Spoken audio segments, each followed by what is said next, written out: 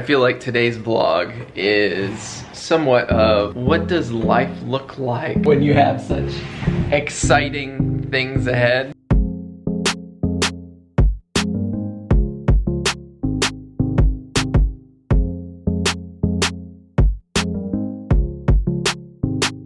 Good morning, guys. Ella and I just got back from a chilly walk. My hands are kind of frozen. Mary is doing her vest and mish. Her doctors want to run a mucus sample, kind of a routine CF testing of what's growing in Mary's lungs. And so I'm gonna go run that to the hospital, and then I'm gonna set up at a coffee shop for a couple hours, get some work done for my sermon for Sunday. Okay guys, I just talked to Mary. I had to reroute because as I was on my way to the lab, I realized this mucus sample is for a research study and needs to be sent to a hospital in Texas. So I can't just take it to the Duke lab. I need to take it to her CF clinic. So I'm going to go park in the parking garage and run it in there so that it gets to the right place. I'm so glad I realized that before I dropped it off.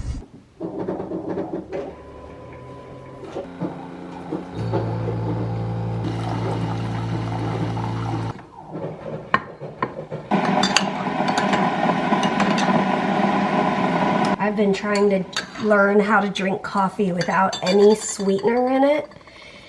And the key that I've found is butter. If I put butter in it, which is a thing, I mean, it's kind of a thing. You know, it's like part of the bulletproof coffee thing, but I don't do the whole bulletproof coffee thing. Anyway, if I put butter in it and half, then it feels like it cuts some of the bitterness.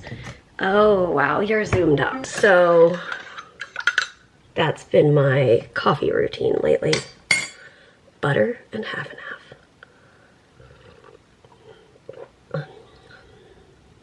Still a little bitter, but pretty good. Still warm and creamy, buttery. The butter is also helpful, so I can take my pills with the fat of the butter. Perfect. Okay, today I'm determined. Peter's out. He's out working, preparing for his sermon on Sunday. I'm determined to do everything I can by my office by the fire, AKA right here on the carpet. I did my Bible study here this morning. I did my vest here this morning. I've been painting. We have a business call in a little less than an hour. I'm gonna log in from right there by the fire. Peter's gonna log in from wherever he's studying. And I do have some laundry to fold, so I'll go upstairs on the bed and fold that. But we have that electric, like, fake fireplace upstairs in our bedroom now, so I'll still be by a fire. But then I'll probably come back down here.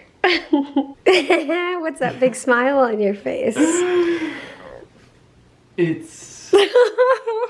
I've been working on the video from the night that we got the call that we were chosen. And it's brought back all the emotions and excitement, and I mean, the excitement's been here all along, but I'm just saying, like, reliving it is pretty special. And we didn't know if it would be like a video, because that night, like, we just were in so much shock and, like, excitement. We couldn't film when we first got the call because we were naked.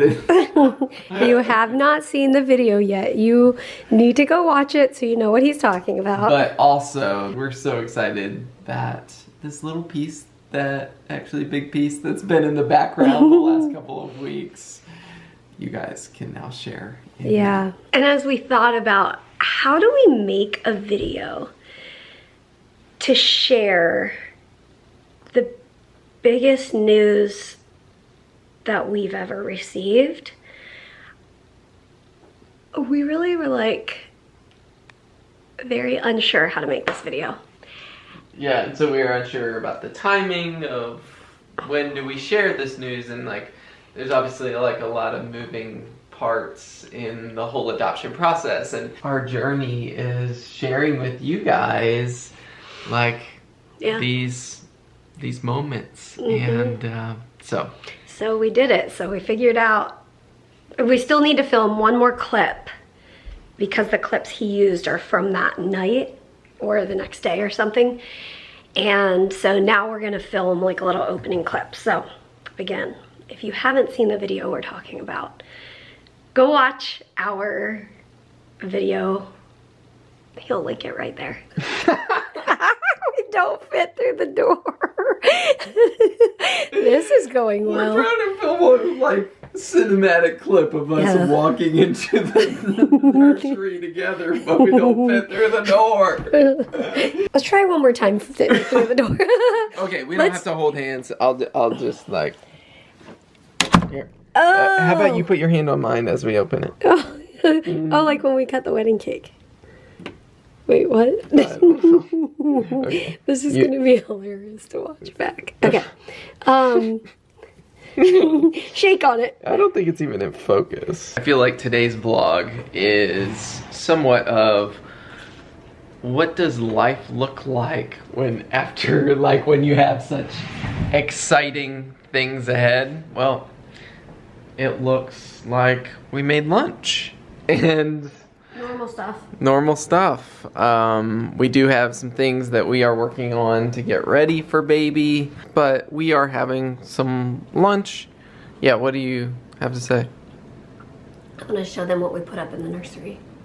Ah, yes. I'm excited about that. We did that yesterday. We made like a goat cheese turkey sandwich. And what did you say about how I made your sandwich? Oh, You did the grilled cheese sandwich. It looks like the grilled cheese from Hopkins. Growing up, going to the hospital, I would go to this. We found that there was like a cafeteria on like, I think it was like the second floor or something, I forget. And there was a grill back there and they would do a grilled cheese sandwich. And they would take like a ladle of buttery oil and put it on the griddle and then put the sandwich on it, and it always like came out like this. It's like crispy on the outside and it was delicious. I did not use a ladle of butter, but I did put butter in the pan when I made it. And I added some homemade cranberry sauce on the side, and we had some leftover sweet potatoes from yesterday. And I made a little salad with some avocado. Delish. I just finished up with some video work for today, and I need to go pick up Mary. She went out with a friend. I just want to show you the cutest little donut. The fire hasn't even been on, but he just curled up in a ball and is living his best life. So cute. Okay, I was pulling out a few coats for my friend to borrow because she couldn't, her coats are in storage somewhere. So I was like, oh yeah, you can borrow some of my coats. And I pulled this one out and this one, and I was cleaning the pockets out. And you want to see what I found in the pocket? I hope it's like a 50. Just a straight up needle. It's a needle. It's like the needle off of a syringe from like mixing IV medications. That's how long ago I don't know why this needle is in this coat. I don't know either. The coat is now needle free or good. There is a cap on it, so it's safe. But it needs to go in the sharps container. That Glad is I was hoping you found like a $20 bill. Yeah.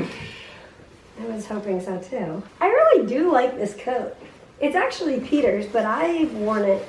Do you remember when I got that? No. You were in the hospital and in Boston, and I went to Primark, and I think I needed a coat. That's funny. And I found that.